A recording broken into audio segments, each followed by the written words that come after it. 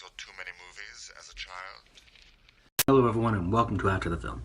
Today we're going to be talking about Star Trek Beyond.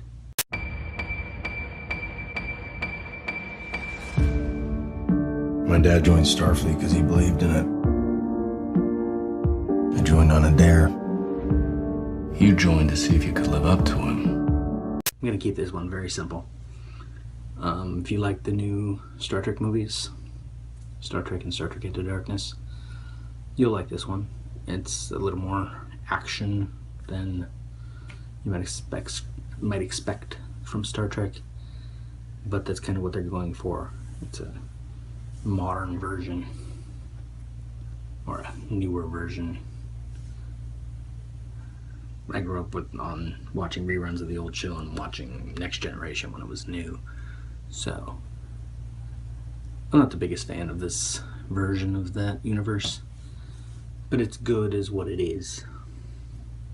And this one is a solid film that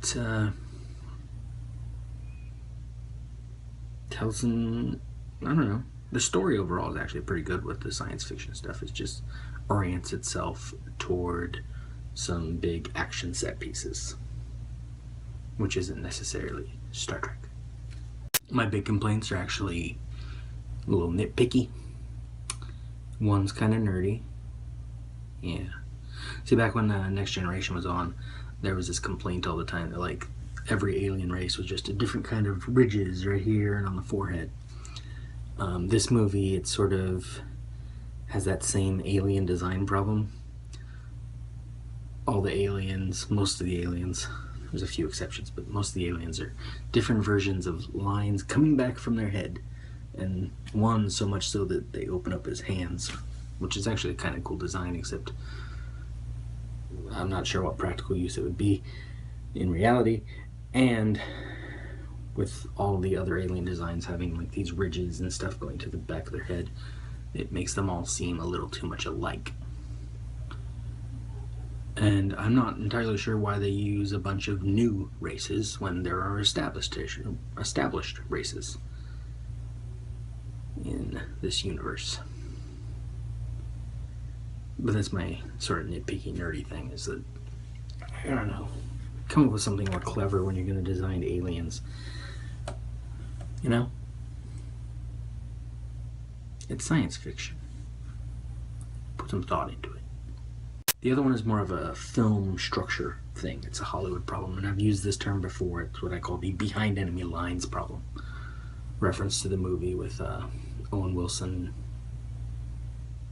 Yeah, Owen Wilson. I had to think if it was Luke for a second. Where he's like the Navy guy who is about to quit, and then his plane crashes and he ends up behind enemy lines, so roll credits. And he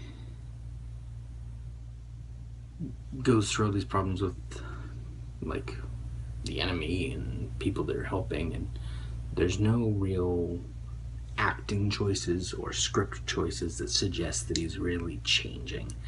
And then he goes through all this stuff, and at the end of the movie he's just like, yeah, I'm not quitting. Star Trek Beyond has that problem twice. And this isn't a spoiler because it's obviously not going to happen, but Kirk has applied to be a vice admiral, because at the beginning of the movie they do this great job with his captain's log, where he's talking about how mundane everything is, how every day is the same, every day is the same, every day is the same. It's like this loop, time loop thing, because they're out in space doing nothing, and it's boring. And then stuff happens throughout the movie. They save this big space station, which the design is awesome, and then he doesn't want Vice Admiral because they don't go in ships, and there's no reason for him to have changed. On the other hand, you have Spock, who now that Vulcan has been destroyed in this new timeline, and he learns at the beginning of the movie that the older version of Spock has died. He's thinking of going back to Vulcan because he feels that rather than be with Uhura, as he is in this new timeline. He needs to go mate with a Vulcan and have Vulcan children and help build the population of Vulcans on New Vulcan. This movie doesn't give him any reason to change that either, other than a slight attachment to Uhura, which isn't that big of a emotional fixture in the film, especially for a Vulcan. You don't have emotional fixtures. But it's like Hollywood wants to raise the stakes. Hollywood has to have even this main character in an obvious franchise whose job it is to go do things like they're doing in this movie. I mean, they're literally doing their job when they go into this planet and to help these people. And to come back and save that station. It's still their job. They can't. Hollywood doesn't want a movie about people doing their job. It wants a movie about people who's. It's like Lethal Weapon. One of them's crazy, one of them's about to retire. They can't just be cops on the job. You gotta raise the stakes, give them more to deal with. And you don't need that with Star Trek.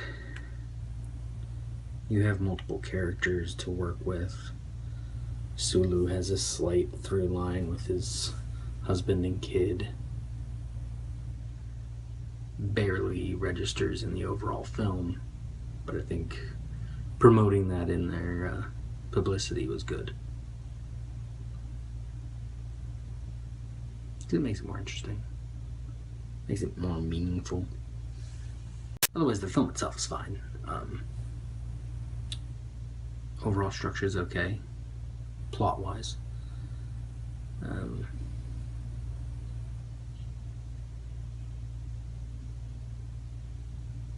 so, if you're interested in Star Trek and this new timeline, go see it.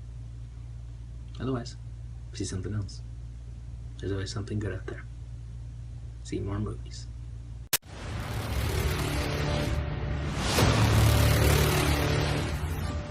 Pardon me.